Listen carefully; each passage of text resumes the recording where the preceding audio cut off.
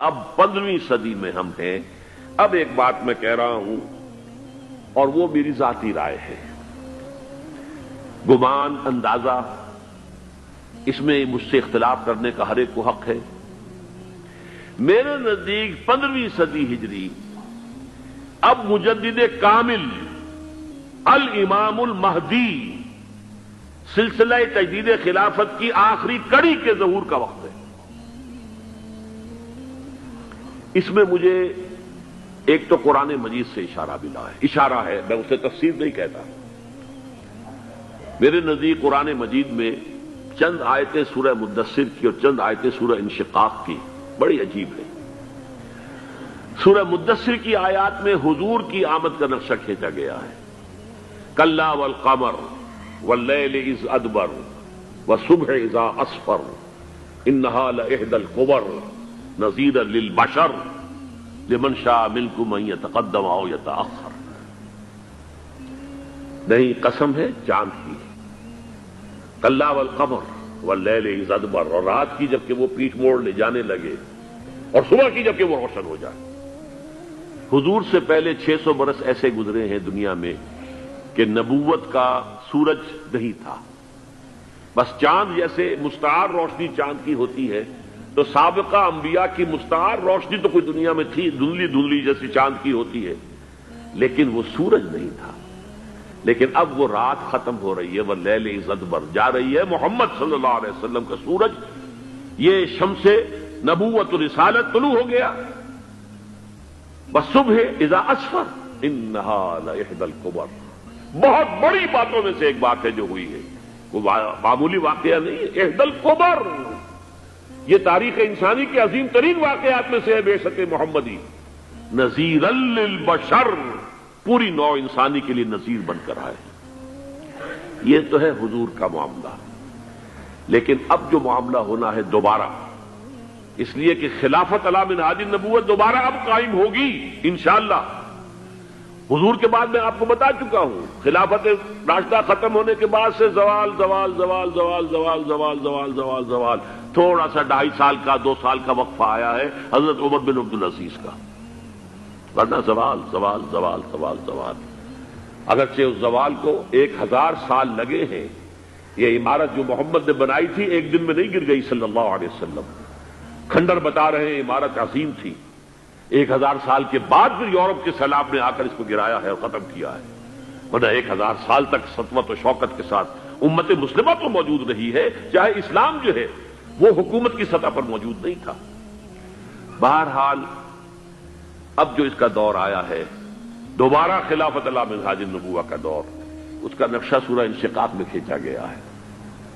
فلا اقسم بالشفق، اب دیکھیے سورج غروب ہو گیا، حضور کی بعثت کے وقت وہ سورج رسالت طلوع ہوا تھا، اب وہ سورج غروب ہو چکا ہے۔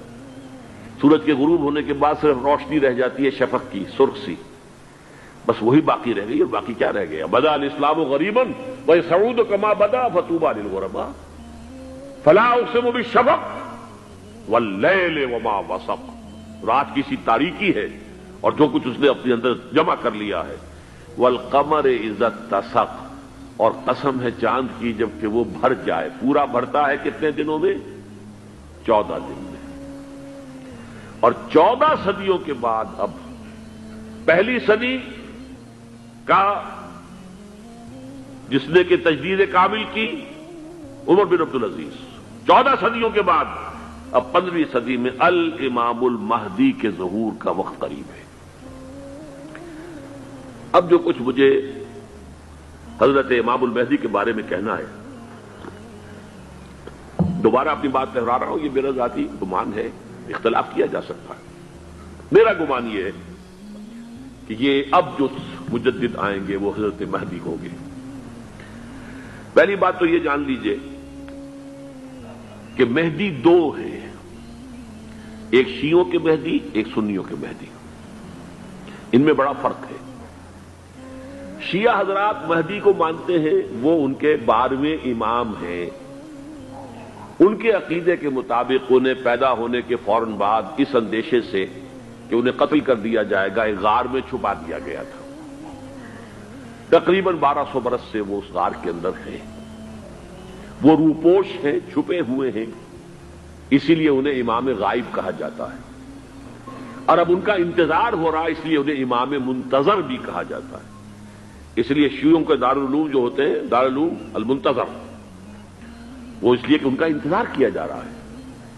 تو یہ ہے، اب وہ ان کا خیال ہے کہ آخری دور میں، آخری زمانے میں وہ ظاہر ہو جائیں گے، غار سے نکل آئیں گے۔ دیکھیے، میں اس عقیدے کو اس بنا پر رد نہیں کرتا کہ یہ ناممکن ہے کہ کیسے کوئی شخص جو ہے 1200 برس تک کسی غار کے اندر زندہ رہ سکتا ہے، نہیں، میں سمجھتا ہوں ممکن ہے۔ 300 برس تک اصحاب کہف رہے کہ نہیں رہے؟ سوئے رہے۔ 300 ایئرس ہم مانتے ہیں۔ حضرت عیسیٰ اسی حیات عرضی کے ساتھ 2000 سال سے موجود ہیں آسمان پہ کہ نہیں ہے؟ آپ کو معلوم ہے حضرت عزیر 100 برس تک مرنے کے بعد دوبارہ زندہ کر دیے گئے۔ فَأَمَاتَهُ اللَّهُ مِئَةَ عَامٍ ثُمَّ بَعَثَهُ۔ تو ناممکنات میں سے کوئی سوال پیدا نہیں ہوتا، لیکن یہ کہ آیا کوئی امامت معصومہ کا تصور قرآن اور حدیث سے ہمیں ملتا ہے؟ پھر یہ کیا یہ موروثی امامت کہ حضرت علی کی نسل جو حضرت فاطمہ سے چلی ہے اسی میں یہ امامت ہوگی؟ اس کے لیے ہمارے پاس کوئی دلیل نہیں ہے، ہم اس کو تسلیم نہیں کرتے۔